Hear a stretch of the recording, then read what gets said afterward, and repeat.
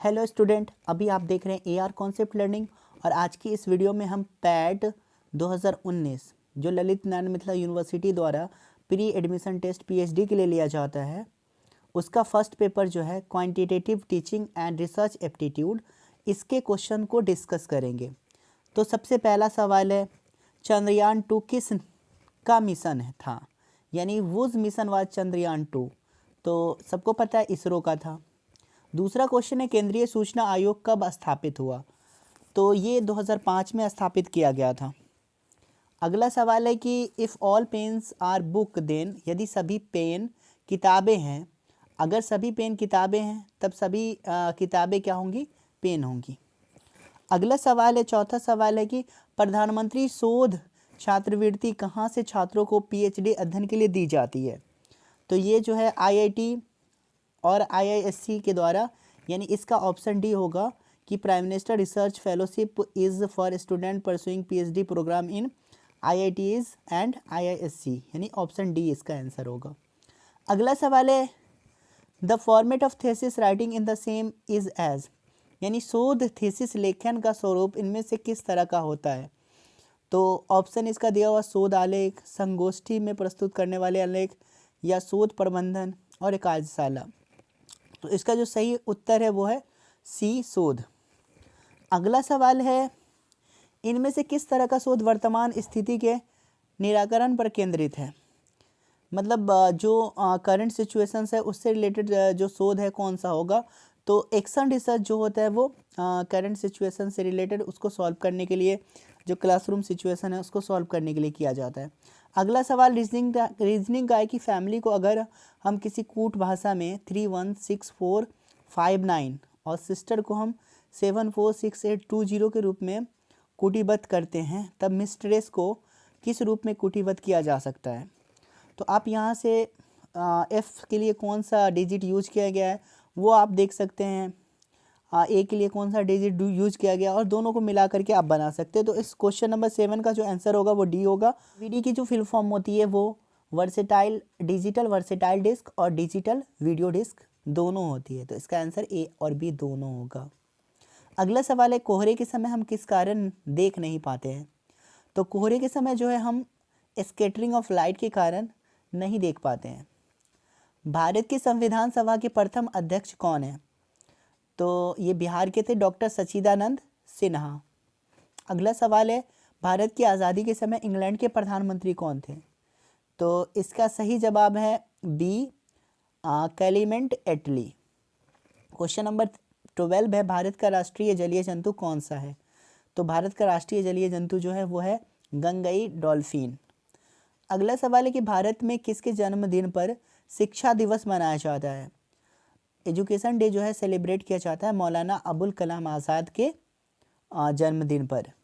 अगला सवाल, आचार्य चाणक्य जिस गुरुकुल में शिक्षक थे वह कहाँ पर था, तो वो जो गुरुकुल था वो तक्षशिला में था। अगला सवाल है, संविधान के अनुच्छेद 51 में है, तो इसमें ड्यूटी ऑफ सिटीजन यानी कि नागरिकों के कर्तव्य की बात की गई है। भारत के किस राज्य के साथ सबसे लंबा समुद्री तट है, इसका सही जवाब है गुजरात। अगला सवाल है, बुद्ध ने किस भाषा में उपदेश दिया है, तो बुद्ध ने पाली भाषा में उपदेश दिया था। निम्नलिखित में से कौन सा सीखने का परिणाम उत्पाद नहीं है, मतलब विच of the following is not a product of learning, तो लर्निंग का जो प्रोडक्ट है वो एटीट्यूड है, कॉन्सेप्ट है, स्किल है, लेकिन ग्रोथ जो है वो लर्निंग का प्रोडक्ट नहीं है। तो इसका सही जवाब जो होगा वो सी हो जाएगा, विकास। सीखना किस पर निर्भर करता है, तो सीखना जो है इंटेलिजेंस पे, बुद्धिमत्ता पे निर्भर करता है, ना कि माता पिता की मनोवृत्ति पे, ना ही पीयर एटीट्यूड यानी सहकर्मी की मनोवृत्ति पे। तो इसका 19 का सही जवाब ए होगा, इंटेलिजेंस। अगला सवाल है, वैज्ञानिक प्रक्रिया का चुनौतीपूर्ण आयाम क्या है, तो the crucial aspect of scientific process जो है इसका सबसे जो चुनौतीपूर्ण स्टेज है वो है मेथड, मतलब पद्धति। अगला सवाल है कि इनमें से क्या ऐतिहासिक सामग्री के स्रोत में से सम्मिलित नहीं किया जाता है, तो हम प्राचीन पुस्तक को तो सम्मिलित कर सकते हैं, प्राचीन भाषा को तो कर सकते हैं, लेकिन साक्षात्कार जो इंटरव्यू होता है वो प्रेजेंट में होता है, तो इसको हम ऐतिहासिक सामग्री नहीं कहेंगे। तो 21 का जो आंसर होगा वो सी होगा।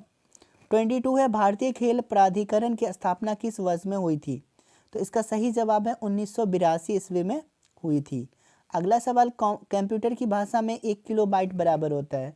तो 1 किलोबाइट बराबर 1024 बाइट्स के होगा। भोपाल गैस त्रासदी का कारण क्या था? तो इसका कारण था वायु प्रदूषण। अगला सवाल है, संदर्भ सूची शोध प्रतिवेदन में दिया जाता है क्योंकि यह जो है मतलब भावी शोध में रुचि रखने वालों को मदद करता है। जब हम क्या करते हैं, बिब्लियोग्राफी लिखते हैं रिसर्च में, तो वो क्या करता है कि जो बाद में लोग रिसर्च करेंगे उनको मदद करता है। अगला जो सवाल है वो, authority of research finding is it's, यानी शोध निष्कर्ष की यथार्थता है। तो इसका जो है मौलिकता है, वैधता है, वस्तुनिष्ठता है, सभी है। तो 26 का जो है से इनमें से सभी हो जाएगा। अगला सवाल है कि concept of probability can be define in term of, तो अवधारणा की संभावना कैसे परिभाषित करेंगे? तो इसका सही जवाब है प्रोपोर्शंस के द्वारा, यानी अनुपातिक के द्वारा। तो 27 का आंसर होगा सी। 28 है, एन इंटरव्यू में बी अ कन्वर्जेंस बिटवीन, तो हमेशा जो इंटरव्यू 2 पर्सन के बीच होता है, तो 2 पर्सन, आंसर सी। इसमें कह रहा है फिल इन द ब्लैंक्स, खाली जगहों को भरना है। 3 के बाद 4 का गैप है 7, 7 के बाद फिर 3 का गैप है 10, 10 के बाद फिर 4 का गैप है 14, तो 14 के बाद फिर 3 का गैप होगा, मतलब 17 इसका राइट आंसर हो जाएगा। 29 का बी।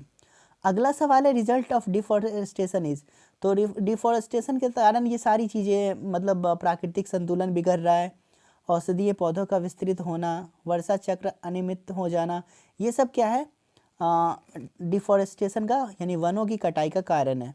तो इसका 30 का सही जवाब होगा इनमें से सभी। अगला सवाल है, the Indian institute of advance studies is in, यानी भारतीय एडवांस शिक्षा संस्थान उपस्थित है, तो अवस्थित है, तो ये शिमला में अवस्थित है। अगला सवाल है कि नैक से संशोधित ग्रेडिंग पैटर्न में उच्चतम ग्रेड है, तो उच्चतम ग्रेड A++ होता है। नैक जो ग्रेडिंग करती है तो सबसे हाईएस्ट जो ग्रेड होता है वो होता है A++। अगला सवाल है कि भारत में दूरस्थ शिक्षा के लिए नियामक संस्था है, रेगुलेटरी बॉडी जो है वो है इग्नू, माफ़ कीजिएगा UGC, यूनिवर्सिटी ग्रांट कमीशन जो है वो रेगुलेटरी बॉडी के तौर पे काम करता है। अगला सवाल है, क्वेश्चन नंबर 34 है, in the following which is called the brain of the computer, तो कंप्यूटर का ब्रेन जो है वो किसको कहा जाता है? CPU को।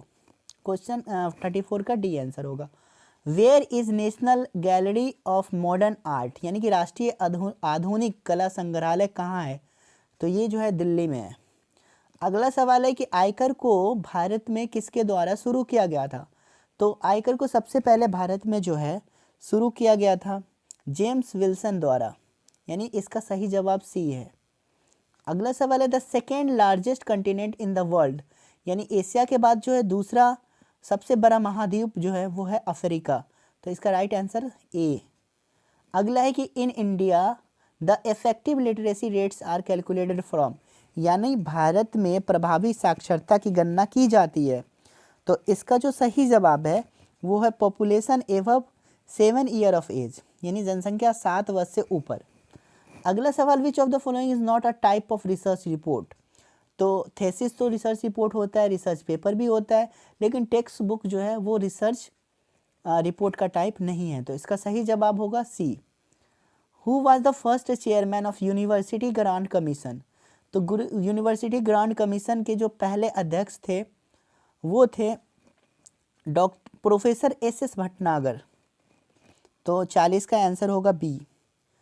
अगला सवाल है, NITI Aayog cam into existence on, यानी नीति आयोग अपने अस्तित्व में कब आया? तो 1 जनवरी 2015 को नीति आयोग अस्तित्व में आया। रिसर्च पेपर में जो है शॉर्ट लैटिन नेम का यूज किया जाता है, तो उसका है ETAL डॉट, मतलब ये जो ETAL डॉट है एट ऑल, ये सी जो है 42 का राइट आंसर है। अगला सवाल है कि ये ब्लड रिलेशन का क्वेश्चन है, A B का पुत्र है, और इसी तरह से कंटिन्यू है, तो इसका जो सही जवाब होगा वो हम बता देते हैं। बी होगा पत्नी का भाई यानी दामाद।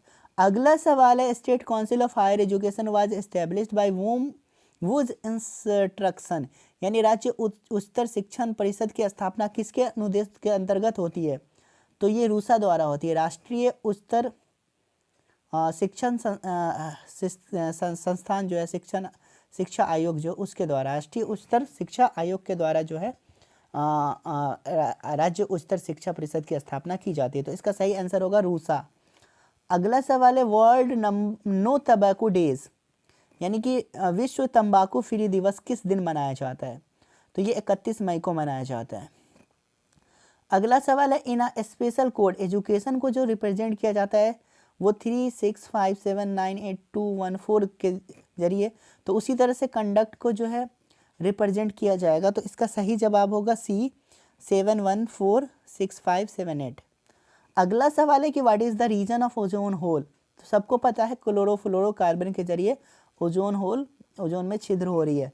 फुल नेम ऑफ HTTP, यानी कि इसका पूरा नाम है हाइपर टेक्स्ट ट्रांसफ़र प्रोटोकॉल, इसका 48 का बी होगा। अगला जो क्वेश्चन है क्वेश्चन नंबर 49, तो बहुत आसान है। In Indian constitution education is in, तो भारतीय संविधान में शिक्षा को जो है वो कंकरेंट लिस्ट में यानी समवर्ती सूची में रखा गया है। और लास्ट क्वेश्चन है national physical laboratory is located at, तो भारतीय भौतिक प्रयोगशाला स्थित है, तो ये नई दिल्ली में स्थित है। अगर आपको हमारा चैनल अच्छा लगता है तो हमारे चैनल को सब्सक्राइब कीजिए, साथ ही साथ हमारे वीडियो को भी लाइक कीजिए। धन्यवाद।